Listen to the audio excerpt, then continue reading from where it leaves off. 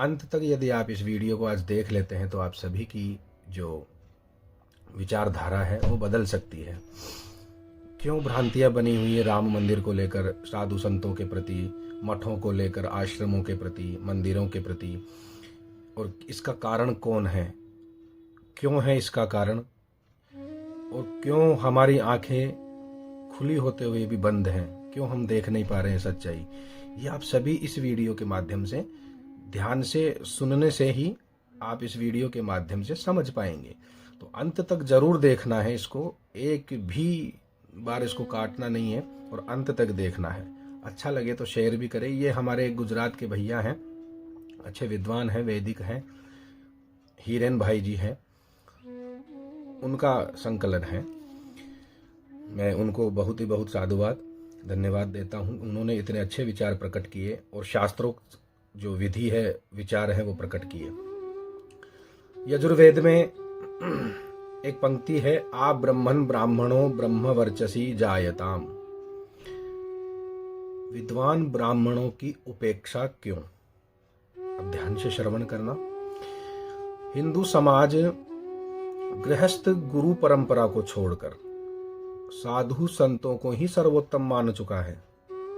ऐसा नहीं है कि साधु संत सर्वोत्तम नहीं है, ब्राह्मण सर्वोत्तम नहीं है, सभी श्रेष्ठ हैं। अपना अपना स्थान, अपना अपना महत्व रखता है, ये आपको ज्ञात होना चाहिए। एक तरह से अपने पारंपरिक गृहस्थी ब्राह्मण गुरुओं का त्याग कर देना और जो आडंबर से युक्त हैं, कई साधु संत भी हैं, कई ब्राह्मण भी आडंबरता को बढ़ावा दे रखे हैं, पाखंड को बढ़ावा दे रखे हैं। हम अपने ज्ञान को, अपने बुद्धि का विकास ना करके, सोच विचार ना करके हम स्वतंत्र निर्णायक जो सत्ता है उन्हीं को मान चुके हैं, जो पाखंडी है। जब समाज में साधु संतों का दबदबा नहीं था, तब धर्म संबंधित निर्णय कौन देता था, कौन देते थे? यह आप अपने आप से ही प्रश्न कीजिए।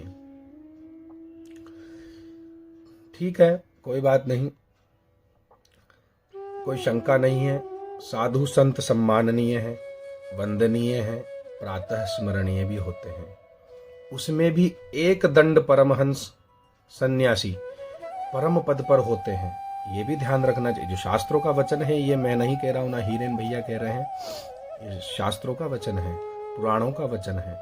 किंतु शिखा सूत्र, संध्या, आचार सहित गृहस्थ ब्राह्मण भी सर्वतंत्र स्वतंत्र धर्म सत्ता है। जो ब्राह्मण शिखा सूत्र, संध्या, आचार विचार शुद्ध रखता है और जो कर्मकांडीय ब्राह्मण है वो अपने कर्म के प्रति, धर्म के प्रति निष्ठावान होता है, वो उनकी भी एक धर्म सत्ता है। संध्या विहीन गृहस्थी, धर्म निर्णायक ब्राह्मणों अभाव में साधु संत सन्यासी का समाज में दबदबा बढ़ गया है।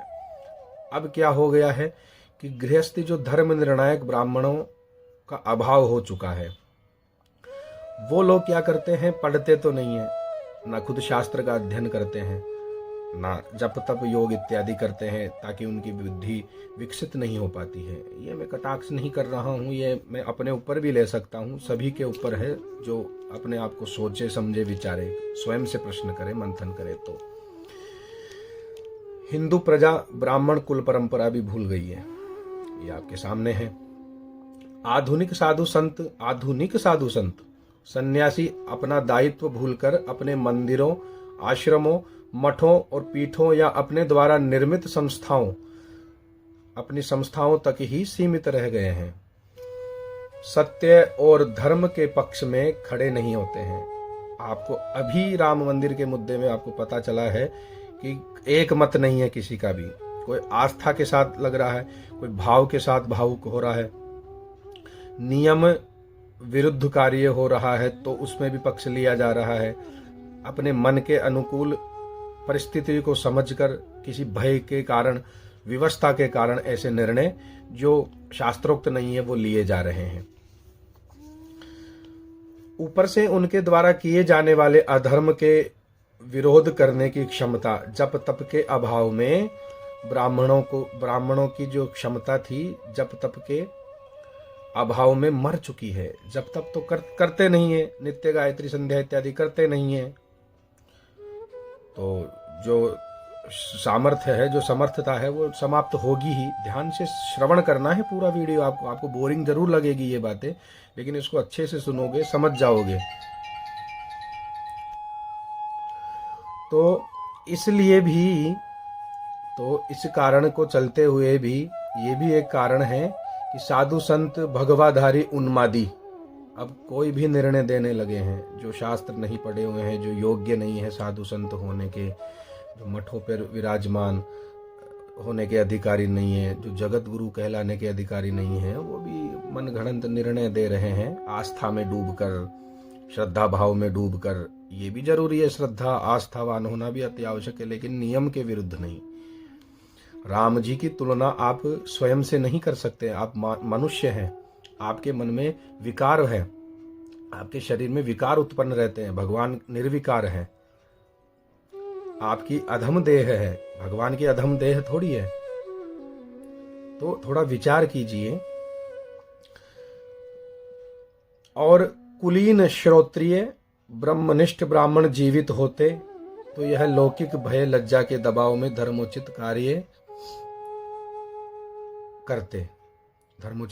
करते शास्त्र सम्मत कृत्यों का समर्थन, जो शास्त्र सम्मत कृत्य हैं, काम है, उनका समर्थन और अवैदिक कृत्यों का विरोध भी करते।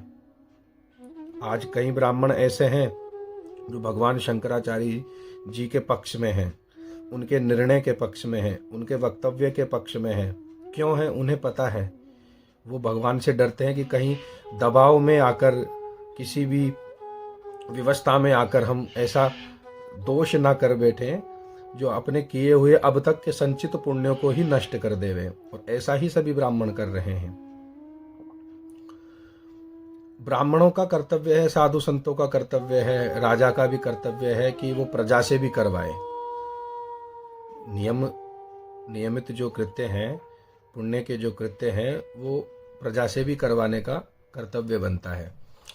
किंतु शास्त्रवादी ब्राह्मणों के अभाव में वे लोग अमर्यादित छूट और राजनेताओं की मिली भगत से सत्ता भोगी भी बन गए हैं। अब देखिए राजनीति, आप यहाँ पर ब्राह्मणों को राजनीति में, साधु संतों को राजनीति में आना तो चाहिए, लेकिन मर्यादित रूप से अपने नियमों को, अपने निर्णयों को शास्त्रोक्त विधि से ही पालन करना चाहिए।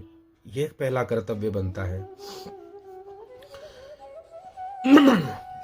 हिंदुओं को समझना होगा, हिंदुओं को भी समझना होगा कि श्रोत्रिय ब्रह्मनिष्ठ ब्राह्मण अगर एक भी बचा है तो वो गुरु बनाने योग्य है।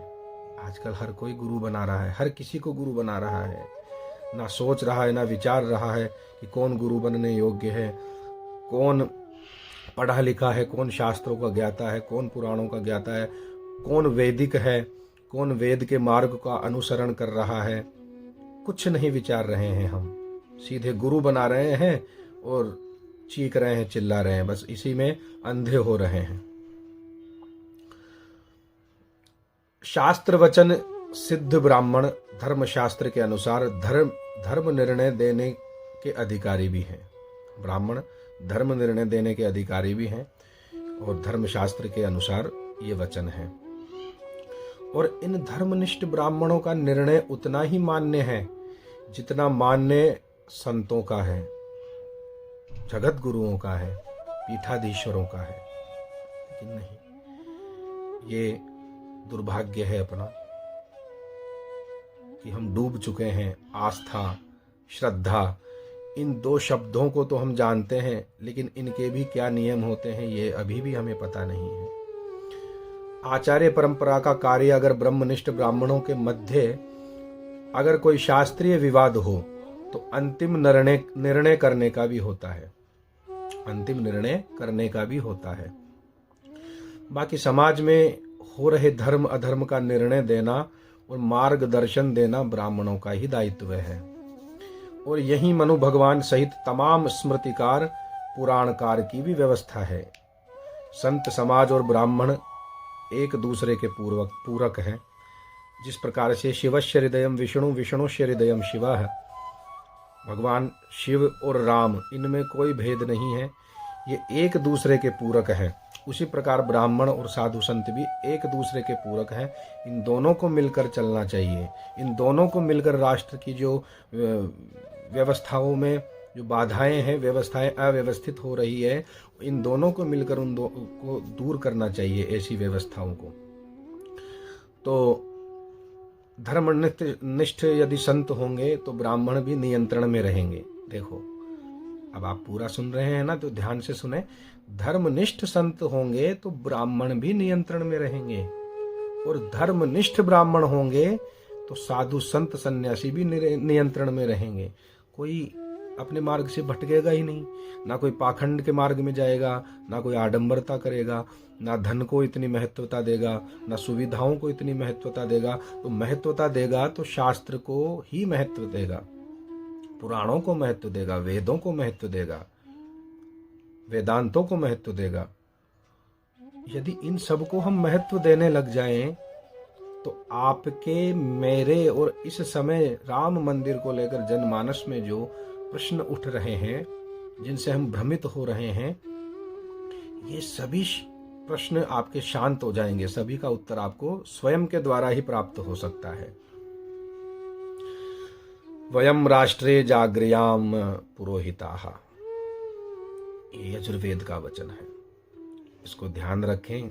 सभी से प्रार्थना है कि अच्छे से श्रवण करें। अगर ये समझ में ना आए तो अच्छे से श्रवण करें दोबारा वीडियो को, और सभी को शेयर भी करें। हर हर महादेव, नारायण नारायण, जय श्री राम, जय श्री राम, जय श्री राम।